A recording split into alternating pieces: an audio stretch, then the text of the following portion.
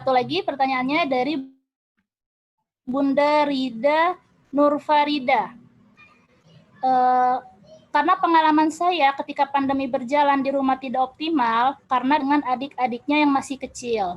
Mulai pola istirahat yang berbeda antara anak ke-1 dan ke-2, serta ketika anak-anak sudah fokus mau belajar dan mengaji sama adiknya teralihkan karena ingin main bersama. Akhirnya semangat turun lagi. Jadi ini ada adiknya yang kecil-kecil Ustazah, yang polanya berbeda sehingga mengganggu pola harian kakak-kakaknya. Mungkin itu 3 pertanyaannya. Silakan Ustazah. Kemudian untuk Bu Rida. Nah, ini bagaimana gitu ya? Ini anaknya mungkin banyak itu kayak saya anaknya banyak gitu ya. Saya anaknya 4 gitu kan. Jadi kalau di pola adiknya minta bermain, makanya di sini butuh adanya sinergis antara ayah dan bunda. Jadi misalkan nomor 1, nomor 2 itu yang menghandle adalah ayah. Kemudian nanti nomor 3 sama nomor 4 yang menghandle adalah kita. Jadi sambil kita ngajak bermain anak kita yang kecil, kita menangani anak kita yang nomor 3. Nah, ini bisa kita atur. Jadi ketika kita bicara anak-anak banyak, akhirnya fokus itu terganggu. Nah, makanya di sini butuh adanya kerjasama antara siapa? Antara kita, ya, seorang ibu dengan ayahnya.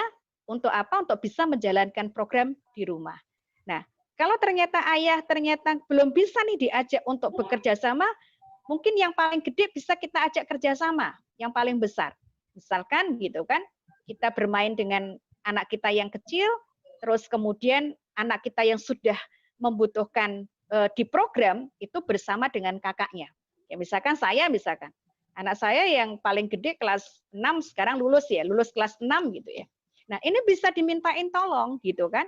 Dimintain tolong ya setelah nanti kakaknya menghafal atau kemudian fasin, kemudian tolong Kak gitu kan adiknya disimak gitu kan murojaahnya. Nah, ini bisa seperti itu. Kemudian kita kita menangani anak kita yang kecil. Karena memang anak-anak yang kecil ini juga luar biasa gitu kan tuntutannya. Ya seperti misalkan di waktu home learning ya, apalagi di bulan Ramadan ketika kakak-kakaknya diminta berkarya oleh sekolah, abangnya diminta berkarya, yang kecil pun pengen berkarya. Nah, ini gimana mensiasatinya? Ya kita harus berbagi tugas gitu. Yang kecil kita tangani gitu kan, yang gede ini bisa diajak kerjasama gitu kan, saling tolong menolong, saling bau membau, saling bantu membantu untuk bisa mewujudkan karya mereka masing-masing dengan 3 orang ini bekerja sama. Nah, barangkali begitu.